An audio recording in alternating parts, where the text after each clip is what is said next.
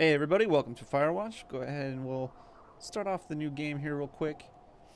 So this game, Firewatch, is it's a mystery game set in the woods of Wyoming, a fictional part of Wyoming called Twin Forks, I believe. You play as a guy stuck in a watchtower over the course of a summer, building Legos or eating children, or I don't know. Find out.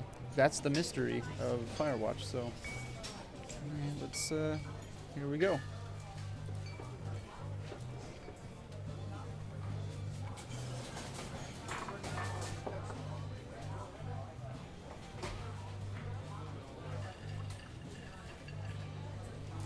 You see Julia, or you see Julia. She's about your age, late 20s, laughing with well-dressed professors and grad students from nearby CU Boulder. You, Henry, are out drinking with your pals. You approach her. You are drunk. You're pretty. You're pretty, she says coolly. You are not. You are a future hangover. What? You're probably confused. Someone should buy you a cheeseburger, she says. She flags down a waiter, and 1 week later, you are Julia's boyfriend. Yep, being direct works.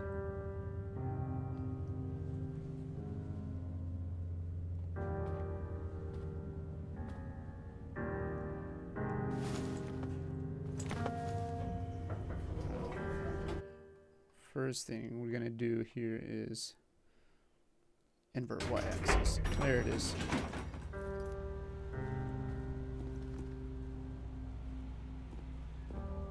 Now I'm guessing this car is mine.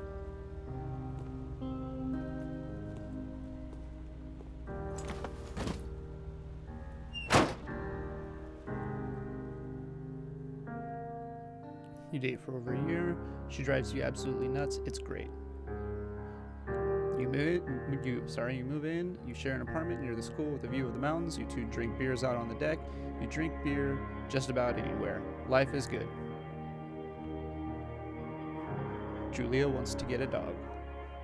She's a scruffy, undersized beagle. Julia's in love. She wants to bring it with her to class. There's also an intimidating but gentle-eyed German shepherd.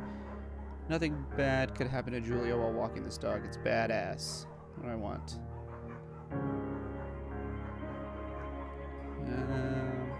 No, bringing a dog to class is just too much. She gets the shepherd. Mayhem's an excellent dog. He loves wrestling with you in the park. He goes with Julia on her runs.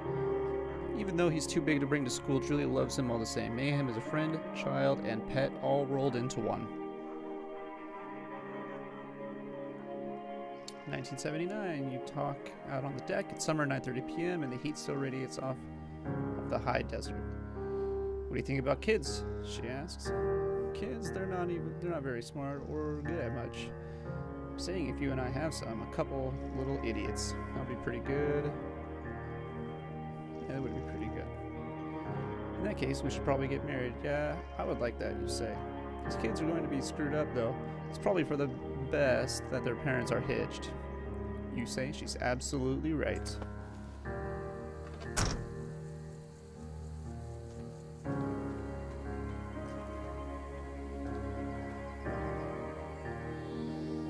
Alright, their country, bear country, fireworks.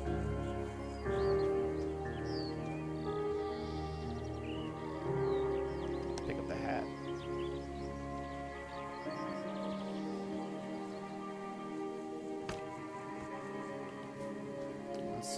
University of Wyoming hat. Put on head.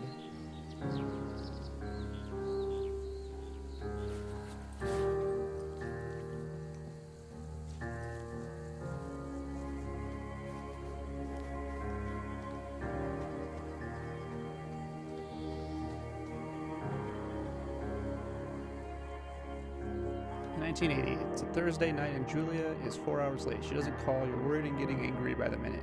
She walks in after you've gone to bed. She's not quite drunk, but she's clearly been having a fun time. You fight when she gets between the sheets. You get mad, you ignore. Ignoring's never good. Call her an inconsiderate asshole. She tells you to fuck yourself and not to be such a baby. You call her selfish. She knows you mean it, and it hurts her feelings. 1981, Julia still likes to draw. She draws plants from her research. She draws all the places you go. She draws you. You pose and flex like He-Man, or you frolic like a Victoria's Secret model. I'm a frolicker. Julia was right. You are very pretty.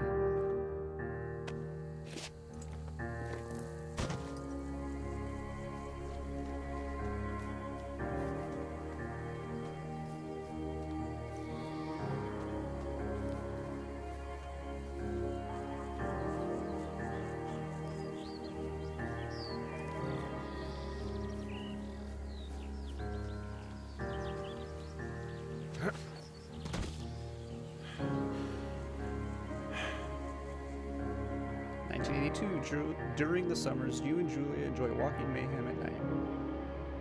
There's a festival in town. It brings in folks from faraway places. One of them tries to mug you with a knife. May me moo, fuck the dog, Julia yells. She gets flustered and has trouble speaking when she's stressed. You confront the attacker. You scare him away. You beat his goddamn face in. Your arms get cut up, but you beat the guy to a pulp. You don't feel very tough. You cry your eyes out before the cops show up. Julia asks to take a different path from that day forward. You say okay, you don't want to go that way either. From then on, you walk by the river. 1984, plans to have kids, get waylaid by work. Julie gets offered a job at Yale. Yale is in Connecticut, 2,000 miles away. It's a great job, associate department chair. She wants to move. You absolutely do not.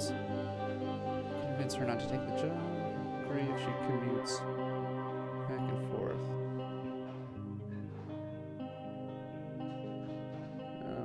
So that one. You ask her if she'll commute back and forth. You don't want to move to Connecticut. She says that'll be hard, but she'll do it if you won't move. You tell her not to pass it up. If that's what she wants, she agrees. She flies back to Boulder 3 times each semester. 1985, Julia is sent home from Yale on paid leave after having an episode. She lost it on a colleague for borrowing books that were important to her research. She didn't remember she had happily loaned them to her just 2 days prior. She was found crying in the stairwell. You say that maybe you guys should talk to someone about it. You make macaroni and drink wine and try to forget about it. Let's get it out in the open. After seeing multiple doctors and having many tests, they're aware that Julia might be suffering from early onset dementia. She is 41. You both decide to keep it secret for now.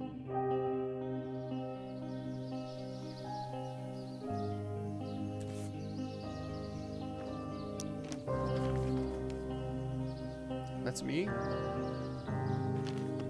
Alright. Mayhem is getting older. He's got silver hair down his back and slows down at night. You and Julia walk him to the bar to see your friends, and it feels like nothing has changed. Julia goes back to the university. 1987, Julia's affliction gets worse. She can't remember things in class. Her research is in shambles. She drives her car to the next town over for no particular reason and has to be brought home by the police. She is devastated. She's sent home on permanent medical leave. Some days you get the Julia who calls you a dope and your unborn child little idiots. One day you get a stranger. She pulls you into bed to make love. After 5 minutes, she goes into a panic, believing her dad is at the door. Tell her family. They are crushed and begin to make trips to and from their home in Australia to visit her. For a while, your friends come by with little things to brighten her day. She gets worse. 1988, you spend your days following Julia around the house. You count the seconds between the 2 weekly visits from Daniel, the nurse. You suggest that Julia could live somewhere else, somewhere with 24-hour care, a home. It sits with you for a couple months. You decide to move her to a full-time care facility. You're determined to take care of her by yourself.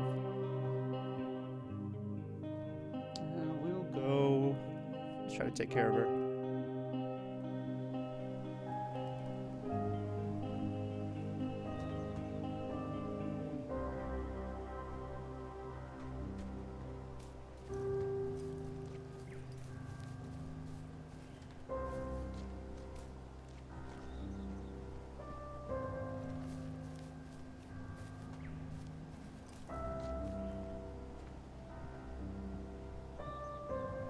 you can see your feet in this first-person game.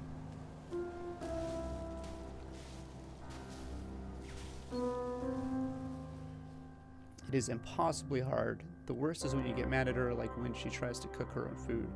You can't do anything without her, and she can't do anything without you. When she goes to sleep, you stay up for a few hours, drinking on the deck, watching baseball in the summer, college basketball in the winter. Drinking then too. You start going out after you put her to bed. The first time you do it, you worry about her getting up and walking around while you're gone. Put a chair in front of the bedroom door. Trust that she sleeps like a rock. I want to lock her in there. Go to the same bar at the boring end of Pearl Street. It's nice there. Over time, you tell Sheila, the bartender, everything. It's a huge weight off. You're home in bed by 1 a.m. a couple nights a week. You look forward to those nights. 1989. One night, you are stopped at a DUI checkpoint. You blow a .10 and are taken to jail for the night. You consider trying to hide it, but you tell your sister-in-law, Susan. Julia's parents take the next plane from Australia. They can't believe the state your house is in. Then they tell you Julia's coming to live with them. You don't argue. You say you'll visit soon. A few weeks go by. Summer is coming, and you see an ad in the paper for a job. You take it.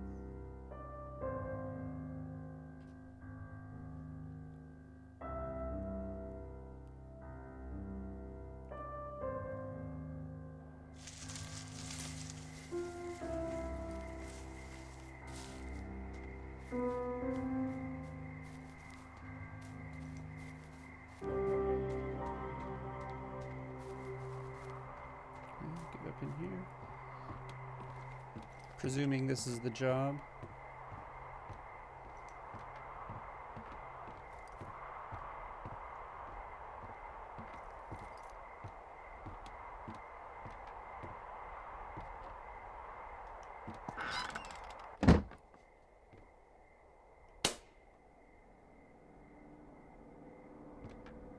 Hello, Two Forks Tower.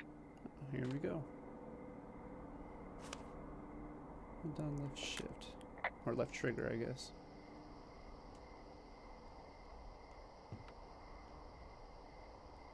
That's...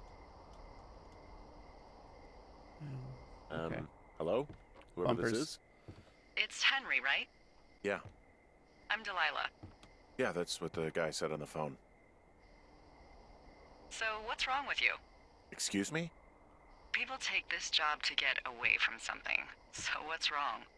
What's wrong with you? That's a great idea. Go ahead. Look, I just hiked for 2 days, so I don't really follow whatever it is you're doing right now. You take a stab at what's wrong with me. Fine, then can I... sleep? Forever? Sure, buddy. Okay, now go ahead.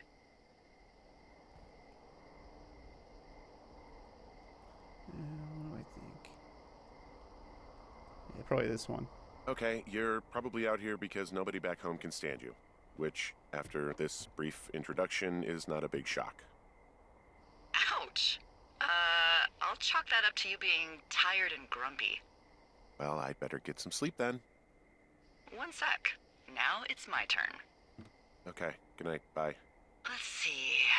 I don't know anything about you, but 9 times out of 10, folks out here simply got dumped.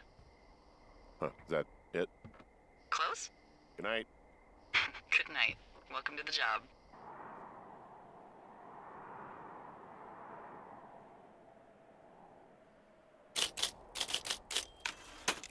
Good morning, Henry. Well, I guess good afternoon. You probably slept like a rock. Anyway, there's still a few hours of daylight to get some work in. I can see you at your desk, so call me when you're ready. How can she see me? Hey, sorry, guess I slept in. You got a relaxing, 14 hours of sleep? Woo! Yeah, Jesus, I guess it's what, 6? 6:45. Whoops. Don't worry about it. That hike puts everyone out of commission for a day or two. But now that you're up, let me quickly get you acquainted with the job. There's a thing in the middle of your room with a round map on it. Do you see it? Yep, here we go. Okay, yeah, I see it. This is the Osborne Firefinder, invented in 1914 by W.B. Osborne? You use this to spot, you guessed it, What the fuck? What is it? Nothing. You use this to... Oh, fuck me! Good God, language, lady. Out your west-facing window. Are you seeing what I'm seeing? Are those fucking fireworks?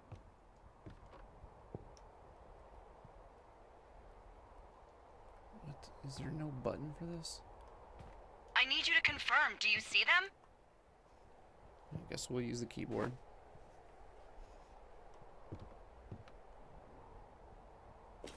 Seriously, are you seeing yeah, this? yeah, yeah. Whoa, that's not legal, right? No. You need to get down there right now and stop them. Fire danger is through the fucking roof. Is that really my job? Your job is whatever I say it is. Look, the closest ranger is like 2 days away. Go down there and set him straight.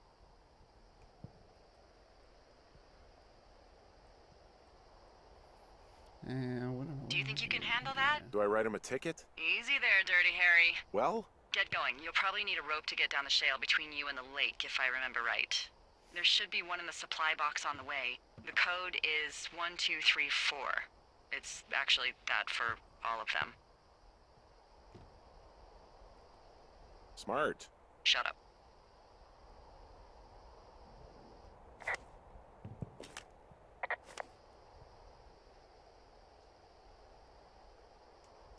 How do I... Is there a button to lower the compass? Doesn't look like it. How? Dang it. Why am I even playing this game with a controller?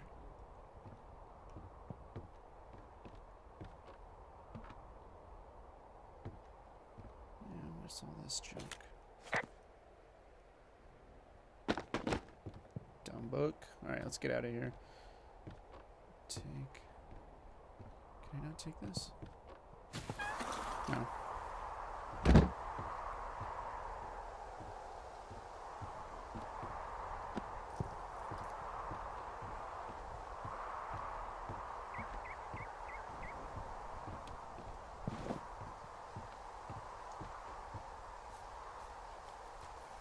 Alright, what do we got?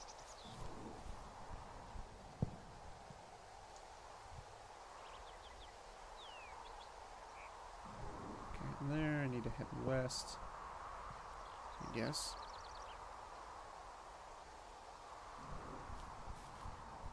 Alright, put the map down. Get the compass back out.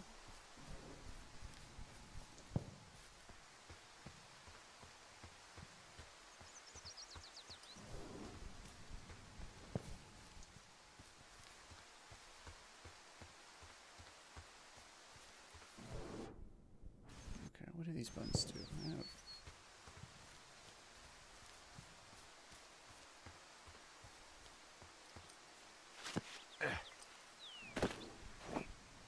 Hold on. Is that...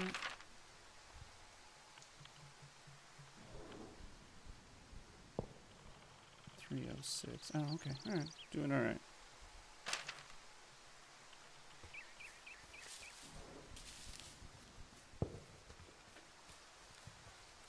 And jump.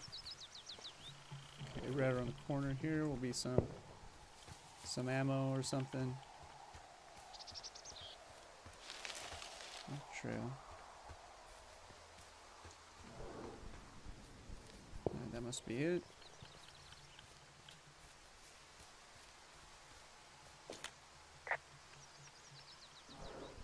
So are there a lot of these out in the woods? Yeah, we got them all over the Shoshone. They saved us a lot of back and forth from the trailhead. Don't take all the good stuff. Yeah, all right. Hey, what's the code again? I know One, the two, code. three, 4. The whole lot of them.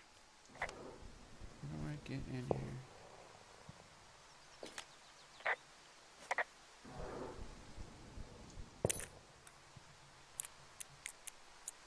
Alright, 1, 2, 3, 4.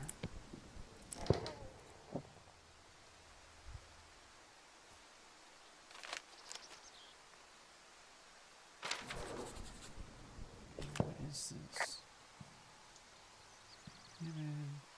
Can I take it? So I locked it. Just look out and put some stuff in the box.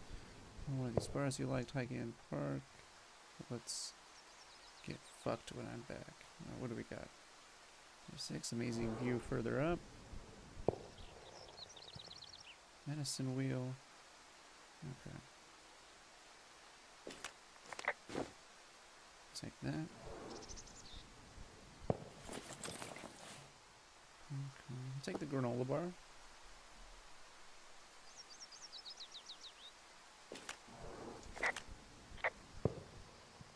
Hey, there's a snack in here. I'm probably gonna eat it. You definitely do not want to do that. Whatever's in there has been in there for years. That's how you get food poisoning. Alright, food poisoning. Let's put it back. Throw it back in here. And I'm going to close this up. Okay, that's going to wrap up our first episode of Firewatch. Thanks for tuning in. Go ahead and subscribe if you like what you saw. There's going to be a lot more in the future. And I'll see you next time.